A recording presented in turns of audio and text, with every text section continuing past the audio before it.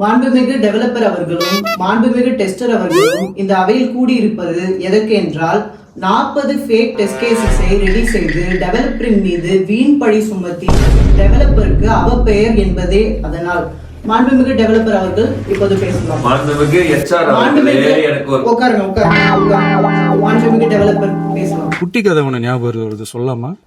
வாய் கூசாம 40 fake issues எங்க மேல திருப்பி விட்டா இதுக்குன்னா அர்த்தம் மனசாட்சி இல்ல? ஏன் இவ்வளவு கோவம், ஏன் இவ்வளவு கதறல்ஸ்?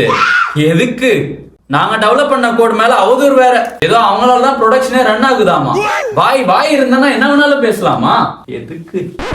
இது நம்ம லிஸ்ட்லயே இல்லையே. அடேங்கப்பா. மாண்புமிகு டெஸ்டர் பேசலாம். பிளான் பண்ணி தான் பண்றாங்க. ஃபுல்லா ஸ்கிரிப்டடா தான் இருக்கு. மாண்புமிகு எச்ஆர் அவர்களே, டெவலப்பர் ஒரு ஃபங்க்ஷனாலிட்டி எடுத்துட்டு வந்தார். எனக்கு அதை டெஸ்ட் பண்ணி கொடுன்னு சொன்னார். அதுல 40 பக் இருக்கு. அத சரி பண்ண துப்பு இல்ல. ஆல் பாஸ் போட்டது நானு. மாண்புமிகு துப்பில்லைன்ற வார்த்தை அவை குறிப்புல இருந்து நீங்க பேசலாம். அதுல 40 பக்க வச்சுட்டு ப்ரொடக்ஷன் போனோம்னு அடம் பிடிக்கிறாரு. எப்படி போறது நீங்க சொல்லுங்க. எந்த பயனும் இல்ல.